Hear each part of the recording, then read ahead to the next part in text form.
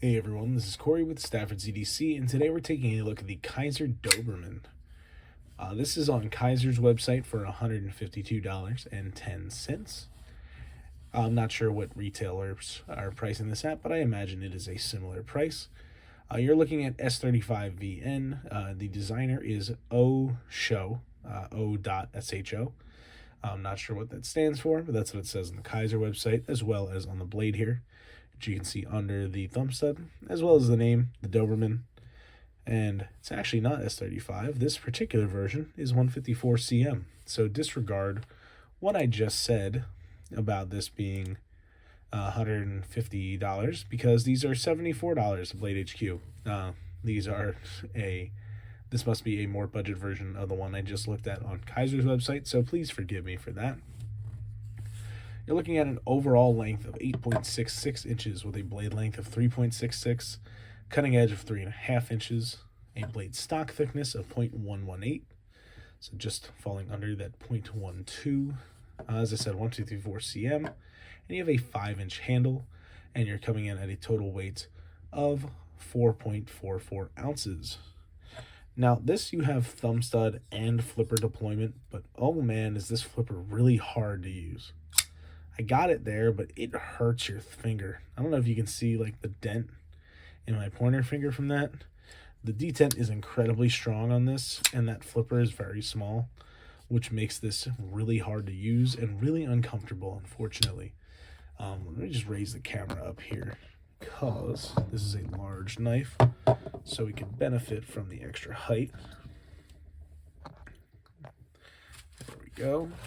That's better. Now you can actually see this whole thing in frame rather than just seeing most of it. But yeah, this is a big knife, and this has kind of a Kephart design, I think is the right term, or like a Nessmuk design almost, with this double flare thing going on, Canadian belt knife type design.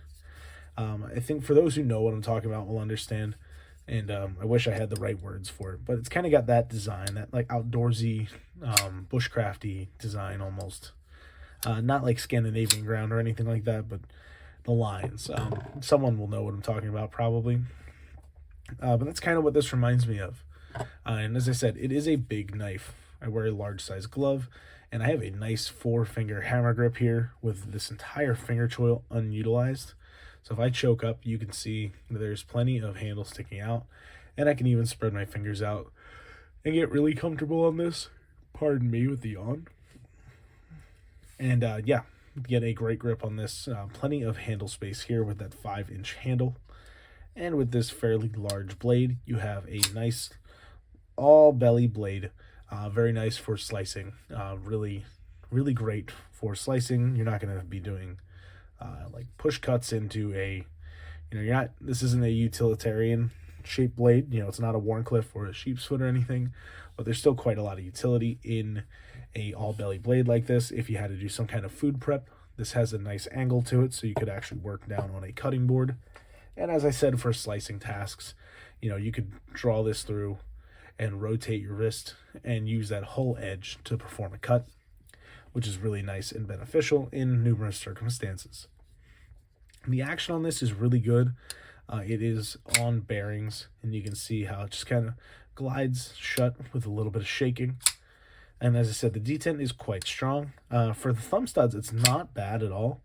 I think that's just relative to their location compared to the pivot. It's really not overly strong or anything. It feels pretty good. But yeah, that pivot, that flipper tab is just brutal to use with this detent. It just kills your finger over some time. Examples of this with lighter detent might be more appropriate, but left-handed, I struggle to do it. I have to use kind of the edge of my finger. And even then, it just hurts. It's painful. So I don't use the flipper tab on this. I stick to the thumb stud. And using the thumb stud works just fine. You have a nice, tall, flat grind on this guy. And it has led to being very slicey. So I already mentioned the blade shape helping with slicing. This full flat grind helps with slicing ability, leading to a really nice slicing knife. Surprise there. Ultimately, I think this is a neat knife. It is large for anybody who might be using this. Some people love that, but it's going to be bigger than the majority of people tend to like. Most people like things in that 3 to 3.5 inch blade range. Pardon my yawn again. Apparently, I am tired. But nevertheless, that 3-inch range is what they tend to like. So that is more typical. And we're back. Sorry about that. But overall performance on this guy was really nice. Really comfortable in hand with these Contour G10 handles, and really no complaints about use, other than deployment with that mini flipper tab there. This is really good, but as I said, probably a little big for most people, but nevertheless, a nice knife coming from Kizer for a great price. As I said, currently $74 at Blade HQ. That's a really good price for a pretty large knife here.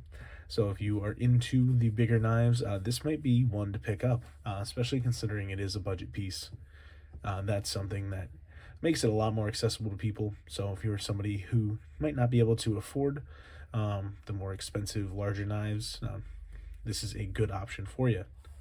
So let me know what you guys think down below. Overall, I really enjoyed using the Doberman here, in its Vanguard version.